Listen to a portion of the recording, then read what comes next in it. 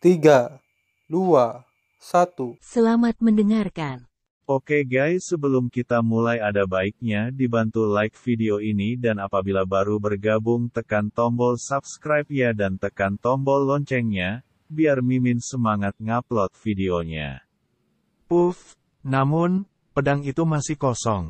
Pada saat ini, Master Pedang Abadi tiba-tiba mundur dengan gila-gilaan.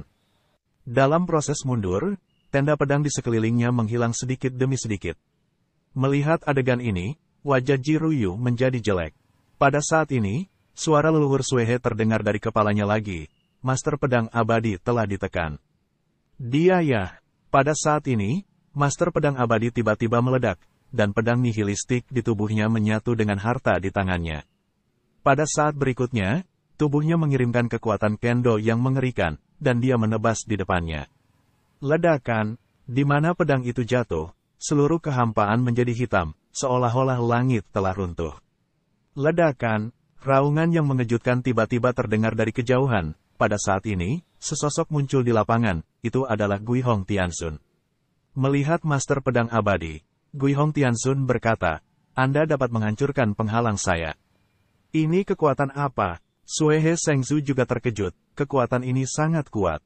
Apakah ini kekuatan pedang yang dikatakan leluhur pedang? Kekuatan pedang, Jiruyu berbisik, karena dia juga ahli kendo. Dia lahir dengan tubuh pedang. Pada saat pedang dipotong, dia merasakan kekuatan penindasan yang mengerikan, dan harta di tangannya meraung. Apapun itu sudah cukup untuk menekanmu. Saluran dingin utama pedang abadi. Arogansi. Guihong Tianxun minum dingin. Dia melihat Guihong Tianxun dan berkata, "Datang lagi."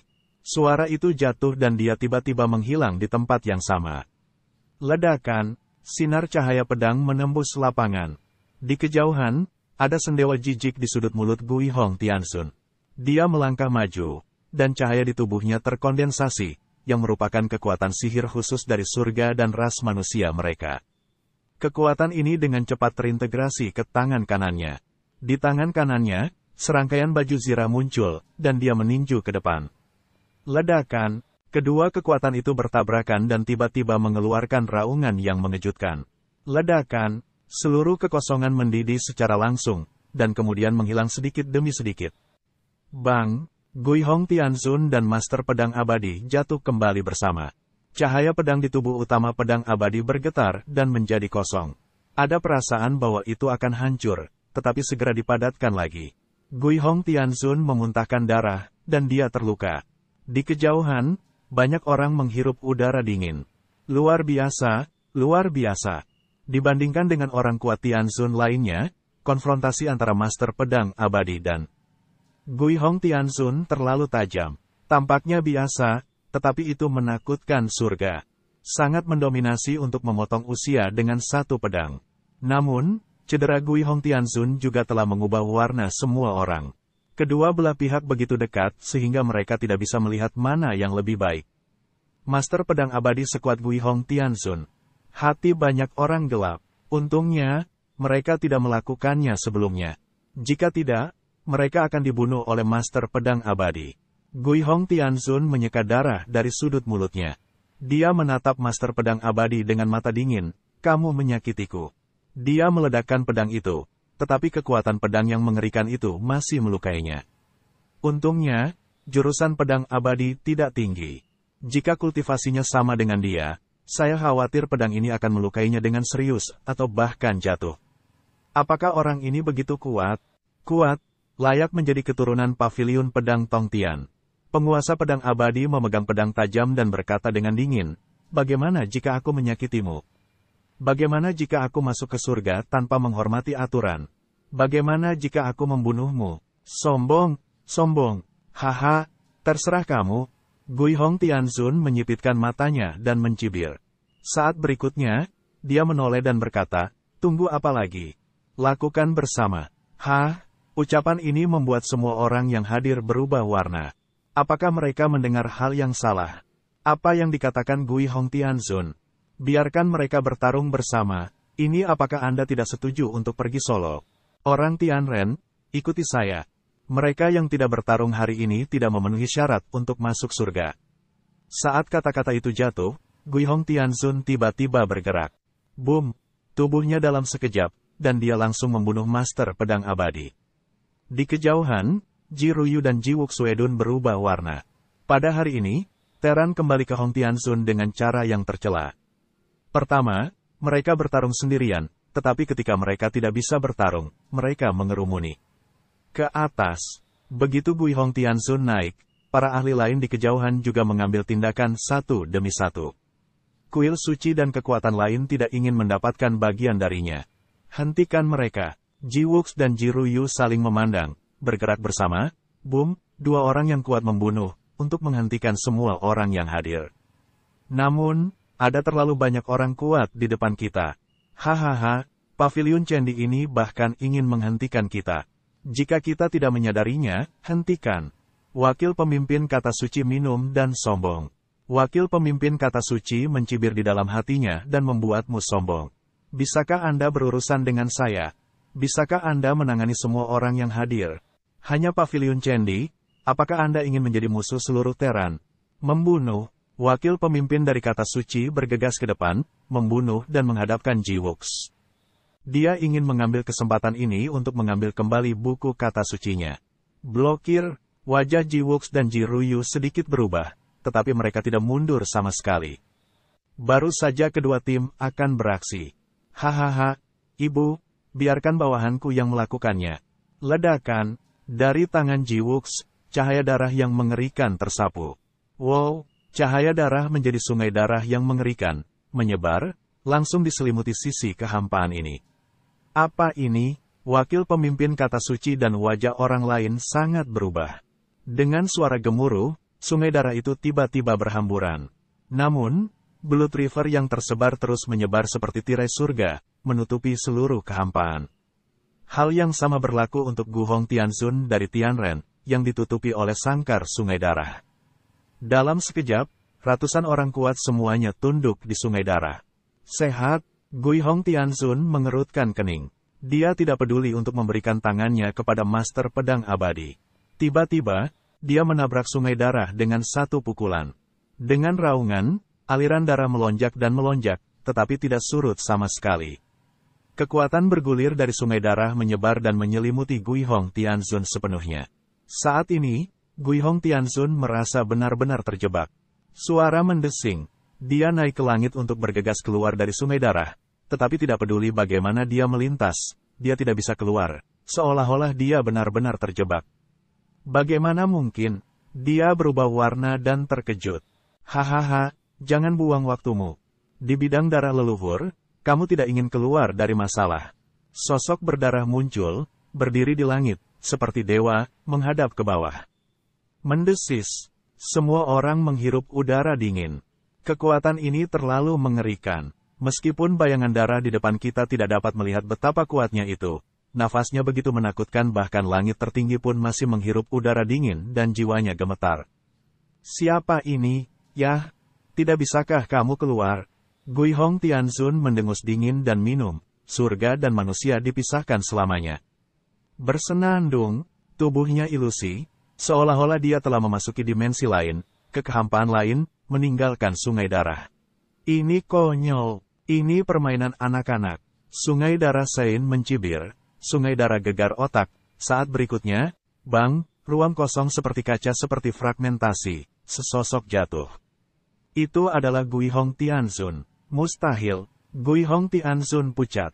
Tidak ada yang mustahil. Di bidang nenek moyang kita, kamu, dewa puncak kecil, juga ingin pamer. Kembalilah. Ledakan. Gelombang darah melonjak di Guihong Tianzun, yang segera mengirimnya keluar. Darah di tubuhnya melonjak tak terkendali, menyemburkan darah. Adegan ini membuat semua orang berubah warna.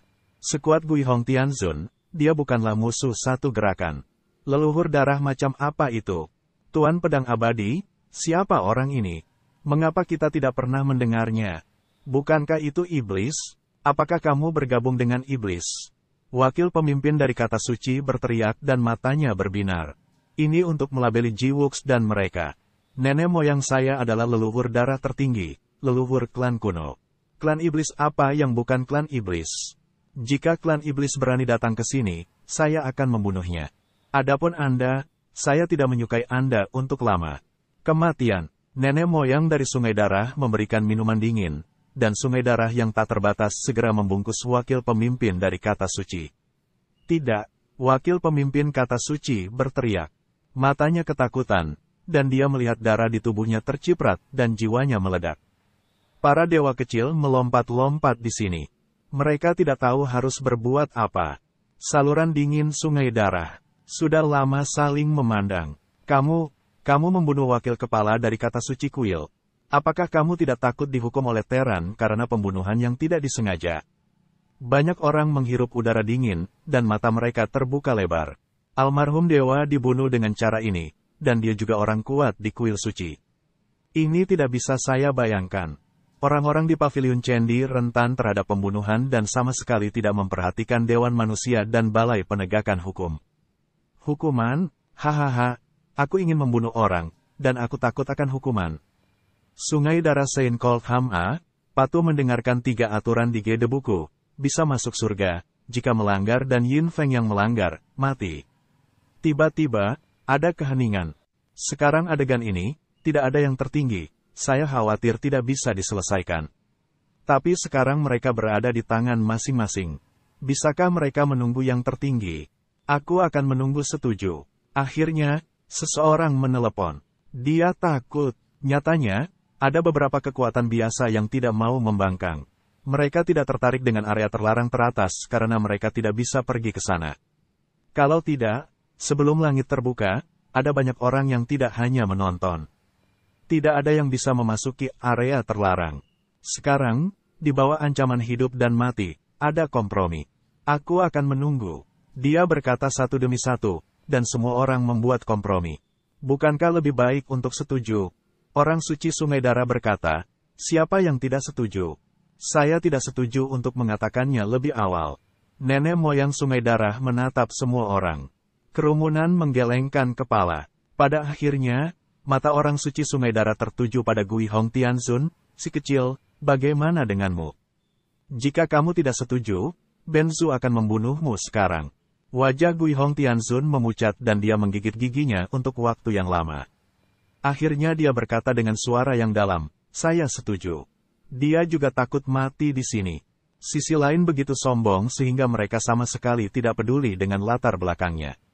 Bagus. Ledakan, Sungai Darah yang tak terbatas menghilang dan jatuh kembali ke tangan Jiruyu, menjadi gelang darah yang dipelajari. Tuan Ibu, orang-orang ini telah setuju untuk kembali ke surga. Jika ada yang ingin tidak mematuhinya, dia akan memberikannya kepada bawahannya.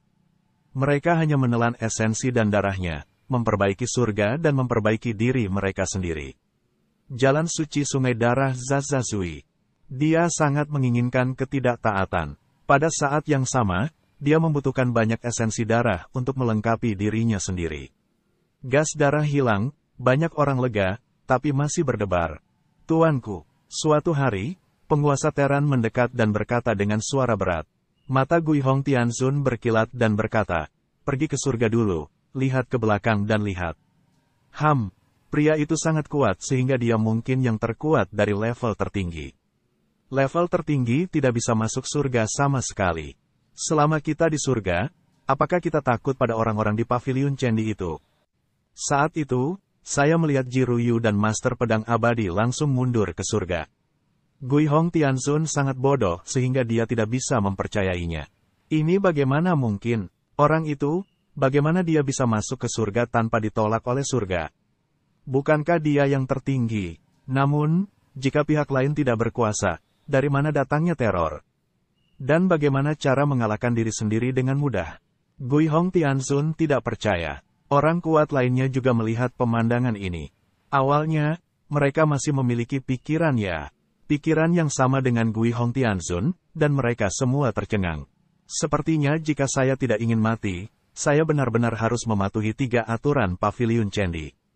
Dan di penghujung hari, dalam kehampaan yang tak berujung, pengrajin tertinggi terbang bersama Qin Chen ke Dewan Manusia. Di rumah harta karun, Qin Chen memanfaatkan setiap kesempatan untuk memperbaiki dirinya sendiri. Dia duduk di langit berbintang yang mati di rumah harta karun, tangannya berlutut, matanya sedikit tertutup, dan dia seperti seorang biksu tua. Merasa, dalam benaknya, Jianzu menanamkan potensi pedang, yang cukup mengerikan untuk membunuh para dewa dan iblis. Selama dia menguasainya sepenuhnya, dia akan mampu membuat kekuatannya berubah secara dramatis. Persepsinya melekat pada kekuatan pedang. Dalam sekejap, segala macam arti pedang berkedip, dan ada banyak perasaan dalam sekejap. Besar, dia adalah leluhur paviliun pedang Tongtian. Hanya menyentuh pedang ini, Qin Chen merasakan keluasan kendo, seolah-olah dia telah membuka dunia baru. Bukan hanya ide tentang pedang, tapi juga ide tentang kekuatan. Saya harus mengatakan bahwa Jianzu benar-benar tidak sederhana. Bahkan sekarang, Qin Chen telah melihat banyak orang kuat, bahkan leluhur iblis Yuan, tetapi dia masih berpikir bahwa leluhur pedang itu tidak sederhana. Apakah setengah langkah super angkat kuat? Qin Chen berbisik. Tapi orang sekuat itu hampir jatuh di zaman kuno. Sekarang dia hanya bisa menjaga di jurang penguburan pedang. Seberapa mengerikan klan gelap, Qin Chen tidak bisa membayangkan. Jika bukan karena invasi klan gelap dan klan iblis, dengan kekuatan leluhur pedang, apakah itu akan mencapai keadaan detasemen legendaris, meninggalkan alam semesta dan memasuki lautan alam semesta? Qin Chen berpikir di sana. Dia tidak tahu, sebab dia hanyalah dewa, terlepas, terlalu jauh darinya. Ngomong-ngomong, apakah ibu orang yang super kuat? Pada saat ini, Qin Chen memikirkan ibunya, Qin Yueqi. Pada awalnya, pedang ibunya menebas setan Yuan. Meskipun Qin Chen tidak pernah melihatnya, dia memiliki perasaan yang samar, yang membuatnya memiliki lebih banyak spekulasi tentang kekuatan ibunya. Haruskah itu tidak benar? Jika ibunya adalah orang yang sangat kuat, saya khawatir dia bisa menyelesaikan masalahnya secara langsung, atau apa alasan lainnya. Dalam benak Qin Chen, semua jenis pikiran dan tebakan berkedip, dan dia juga tenggelam dalam perasaan kekuatan pedang. Saya tidak tahu berapa lama. Ledakan, di luar, tiba-tiba ada kejutan. Ini dia suara pengrajin tertinggi datang ke pikiran Qin Chen.